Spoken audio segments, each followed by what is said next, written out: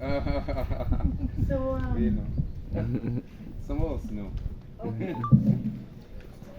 Now, let me give you a little insight about Life Hack Foundation. It began as an innate desire to serve, to help to transform the future of Jamaica. It began with one individual, Dr. Farrell Williams.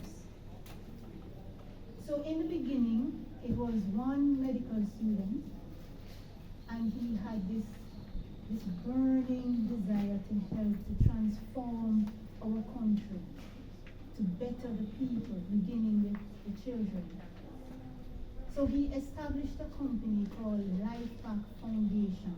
It is a charitable organization, and what we do, we help to improve the health, wellness, social, economic conditions of marginalized and at-risk people, including the sick, disabled, indigent, and incarcerated. Our guiding principle is a commitment to saving and enhancing lives through medical and social services, training, and development. Life Hack Foundation was established in 2014, 10 years ago. It was registered as a company in 2016, and in 2019 it gained its charitable status. So it is a legitimate registered charity organization.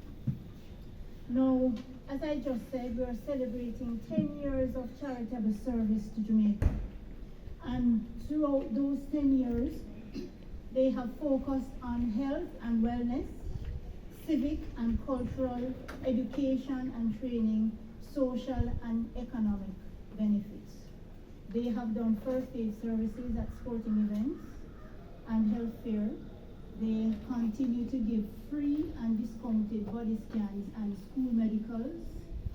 They care for the environment. They promote the heritage of our heroes for a sustainable future.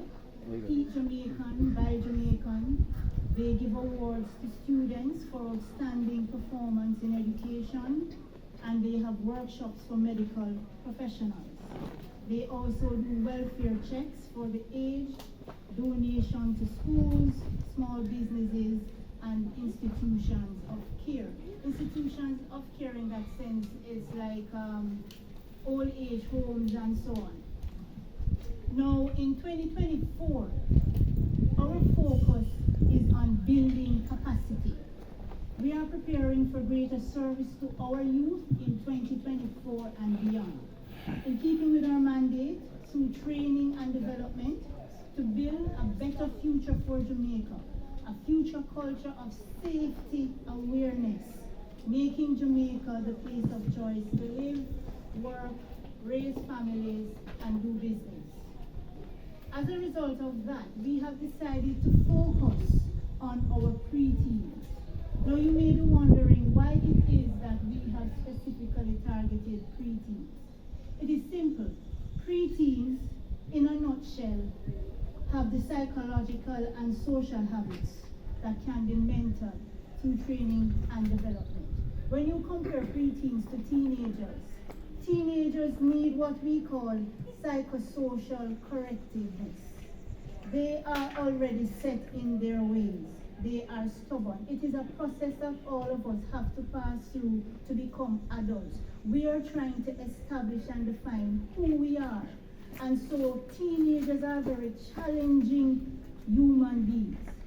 We have marked out early childhood education, early childhood children. Why? Because these little kiddies are fantasy beasts. They want to become a fairy tale, they want to become a princess. They have not yet learned how to get along with peers. And so preteens are on the cusp of becoming young adults. Preteens are focused. They want to learn. They want to prove themselves. They want to get along with each other. And so we are focusing on mentoring preteens.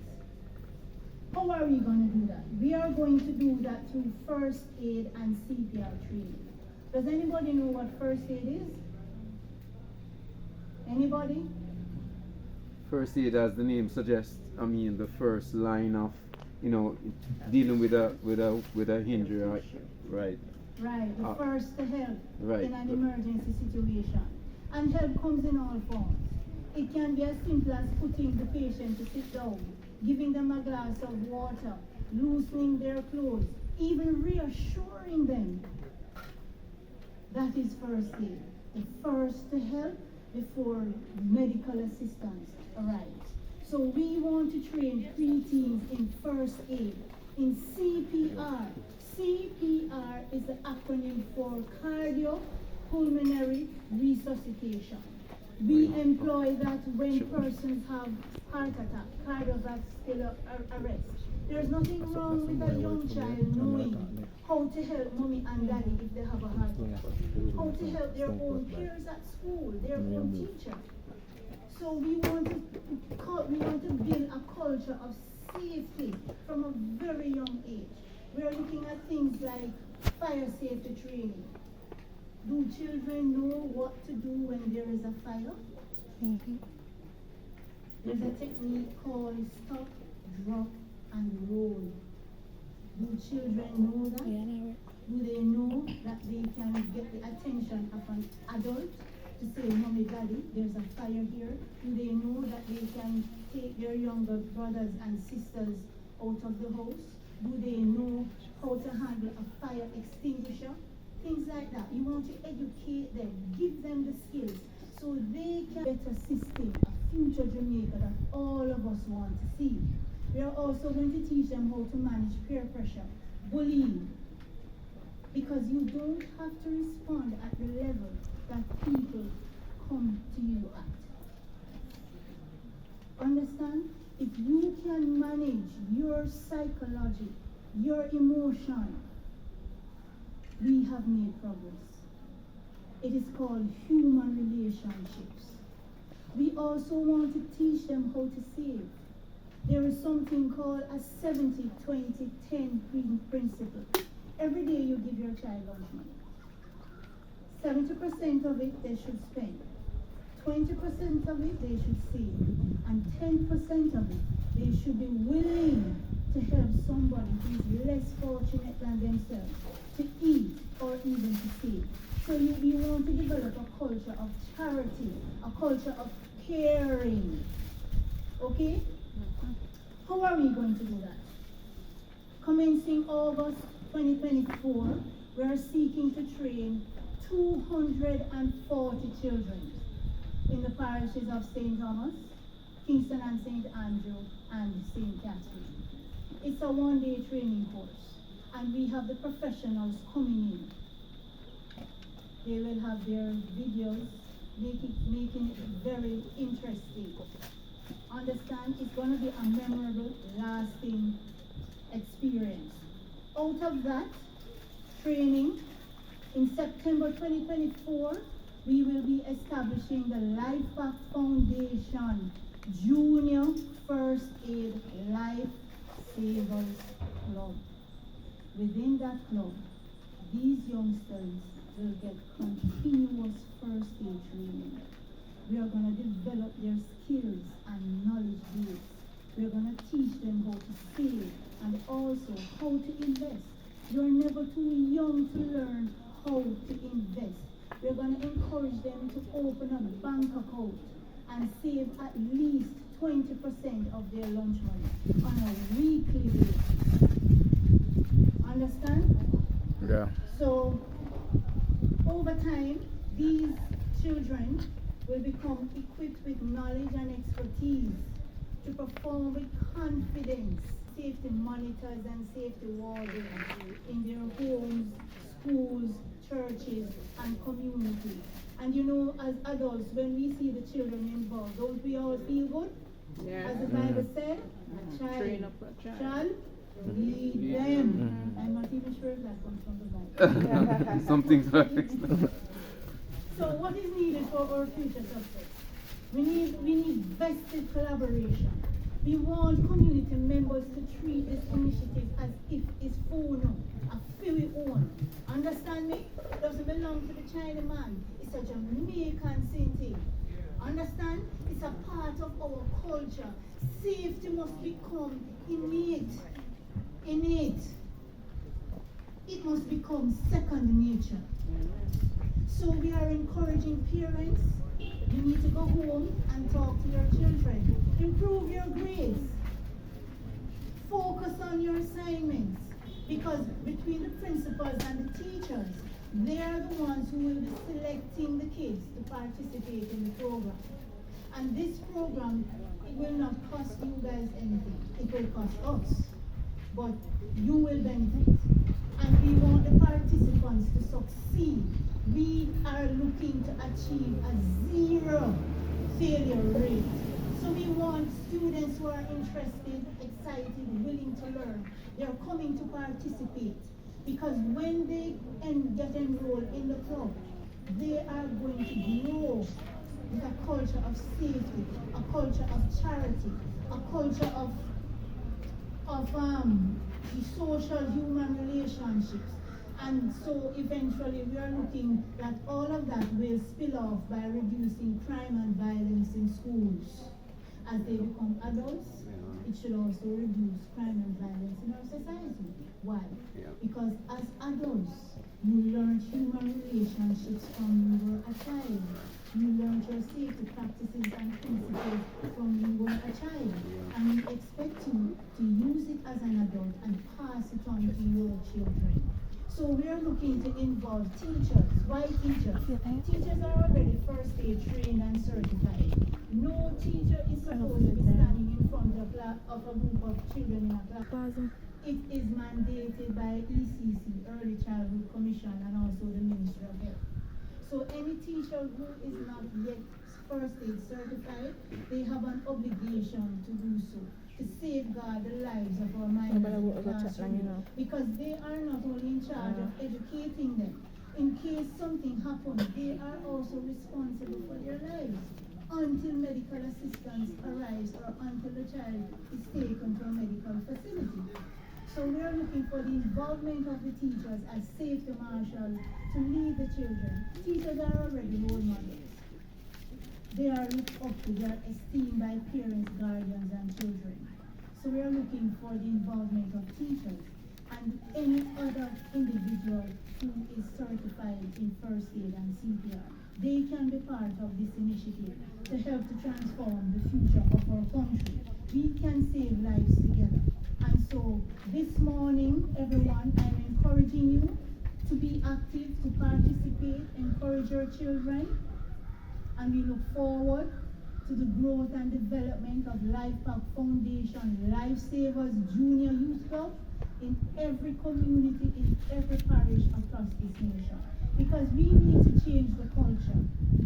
We need to start caring about one another's and each other's life.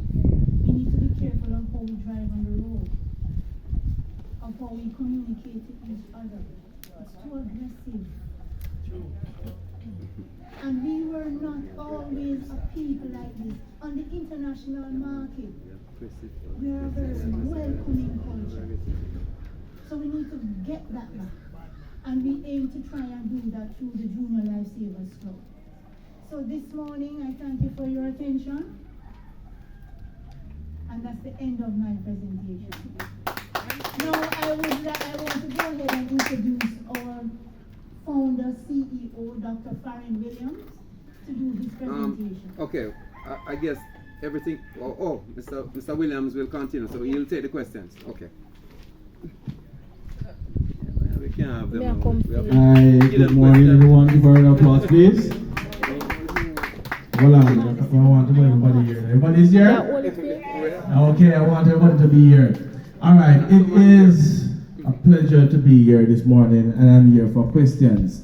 And I'm also here to enforce for persons who never hear the female voice and want to hear the masculine voice. This is the masculine voice. All right, so this is our country. This is not white man, China man, or Ufa country. This is Jamaica country, the land that we love. And it is our responsibility as parents and as individuals to safeguard our community as we go forward. We can't rely and just assisting to make the change. Each and every individual, it's their right and responsibility to put a foot in that sand. It's our right and responsibility. We can't say crime is causing a problem, but yet still we feed crime. What are we doing to make a difference? You understand? I'm going to say something as simple as this. I witnessed a young man was hungry at a restaurant doorway, asking just for little food, and no one would give him that food. At a restaurant. He said, asking for the money. He said, I'm just begging you some food. Where's our human elements? Everybody just walk past him like he's nobody. Like he doesn't exist. Because he can't afford to find a food. As a doctor, I dress like this. As a businessman, I dress like this. For society to judge me like this. When I come and I present myself as a doctor, everybody would have said, hey doc, what of you? But if I present myself as a mental person going through depression, you're going to scorn me. It is not right. We as a society need to stop the mental problem that we have, because all of us have that mental problem. I hear people say they don't like the police. But as something happened, the first person who they call is the police. If you don't like the police, don't call the police. So why you don't want to support the police? I'm going to show you something. You know that person is committing murder, committing crime, and you support that person, you shield that person, but when the person do the crime to you, you're crying. It doesn't make sense. I can't change you as adults, but I can change the children to come. That's my pledge. Today marked 10 years since I started Life Back Foundation. This year is my 10th anniversary doing the work to my society, because this country is our country. I see people sick all the time. No family member to turn out to assist them. Person die. Me never know that's what family have. I see person to find medication and nobody could assist them. And the person die. I see over the person come one when the person dead left. The society that we are living in is wrong. People say they are a child of God. Every single day they get up and say, I love God. I love God. But you can't love your brother and sister. Who you can see. How can you love a man that you can't see? We need to change that principle. It is so funny. I've been to over 35 countries across the world, and Jamaica is the best. It is so funny. You in Jamaica, where we come up with the investment portfolio for the junior, for the children. I want to teach you this. As a person who travel, I can teach you this. Going to America, I was in America for a little while there. You can't do one job to survive. You have to do one job to pay the rent or the mortgage or what have you. You have to do one job to find the food. And you have to do one job to buy the clothes. You cannot do one job and grow everything. Why all of us trying to go, oh, I want to go to America. Oh, I want to go to Canada. Oh, I want to go to England. But everything that you have is already here. Why don't you build on what you have? A China man come to Jamaica, he don't save his money here. Every single dollar that a China man work, he said, look at China. Indian come here, do the same thing. Philippines, all of them. Why are we trained in the way we're not supposed to? I can't change you, but I can change the future to come. Any questions? Sir Williams, you know, I met you some time ago, and you know, it was really something else, because you don't only talk, you walk. And we, the station, I should say, have benefited from that, because through the different initiatives that we've put on, you've always been involved. And I can tell you, a lot of times people say some things, and then when you try to get in touch with them in order for the assistance, for the, it just not happen. So no, I just want to say thanks for that. And of course, what you've just, what your assistant have just told us about the youth initiative. We want to know how to access that. I want for you to tell persons how accessible it is, and what's the procedure to access that. All right. So the initiative is an open initiative for all communities across Jamaica, and that's why my sister was keep saying that parents, we need you to be involved. And reaching to Life Up Foundation, you can Google us on any platform. We're on our social media platform, or you can contact us directly by 205-9000. That is 205-9000, and the area code is 876. You can also send us an email at lifepackfoundation@gmail.com. That goes again. Lifepack, that is LIFEPAK foundation@gmail.com. Alright? The initiative, what I want you to understand, parents, and as Sarge said, the initiative is not just for the student or the children, but it's also for all of us. You know how much people, single parent, live with them picnic in their yard, and things happen to them, and the child, poor little child, still doesn't know what to do. This is what I want to do. I want to change the system what we have in Jamaica.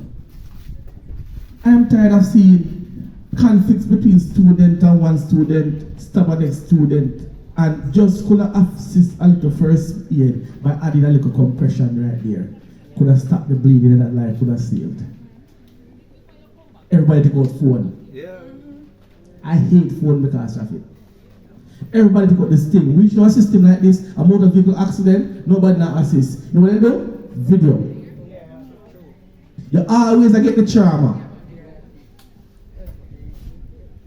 First responder is the first to assist. You're not to know nothing, It's just, even if you just say, alright, stay with me. Don't close your eyes. Alright, take time, breathe. It's simple things.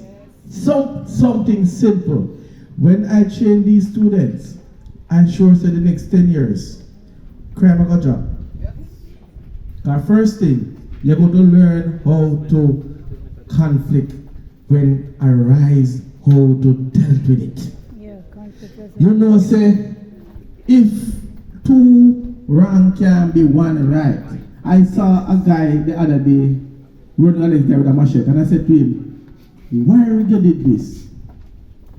Yo, if this one in started a thousand story. I said, if you chop him the one in dead, what would you say? When we get a stop, them are two brother. What causes the conflict? It's a single thing, because we talk about, we remember, so we was once a child, That's my time we as parents would remember that. We were once a child. You run down a man with a machete, take a stop, two brother. You love the wine, You know what caused the problem? $100. $100.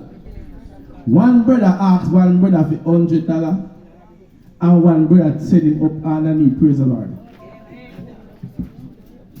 And him feel like said the one brother there. And guess what now? I realize what caused my brother for that. That one brother is going through depression. I see an incident with police as well. Let's use police. Because people understand that members of police are human beings and they have feelings and emotions. I saw a police officer. I hope you see this video. In the line of duty, I was behaving outrageous. And I stopped and I said to him, officer, wait a minute there. What's wrong? And we're attacking. I said, son, I understand. I talked to the person who was in the conflict with, and I said to the person, you stop speak. Because that escalation, you know what happened? He was going through depression at home. And he came out, and because he has nobody to communicate with, he was doing his duty, because what he was doing, it was not illegal. But because through the way he approach the person take offense to it. And I said, police boy go like he want to come this to so. So one conflict, and next patrol jeep was coming and see the incident. They jump out with the same aggression because they don't know what escalated. If it could have been further than that, the policeman could have pulled his service firearm and shoot the man. But just because I saw the conflict and stopped and said, officer, can you give me it? Although he was not paying me no attention at the time, just because I intervened, I'm a civilian. Me not believe about police matter. I don't know what this conflict causing this, but I don't know. But my responsibility as a human being is not to put myself in harm's way, but if I can assist, I assist. You see, by the time the policeman calm down and the next jeep come and take over, the whole conflict done. Escalate. Police go through hardship. And then you have police who are going through relationship. And that relationship brings hardship to the force. I think the Jamaican Constable Force is supposed to put on this thing for all man we go through relationship problem. No, if they retired before they come abroad. How we go through it? But everybody knows to bounce back from it. You understand? If I come from home with the stress there, I just see this person and respond. By me speaking to him, that's just second. It changed the complete atmosphere. How much of us would do that? Be honest to yourself. Would you see a policeman in a line of duty and giving a command aggressively? Because I think he wasn't aggressively with the cars. He was right there. But the approach when take, I realize that this is one out here just so two wrong can't make one right. And you know what happened is? All he was asking the man for was his documents. That's all. All he was asking the man for was documents. Documents was in order. What caused escalation? The way police approach him. Turn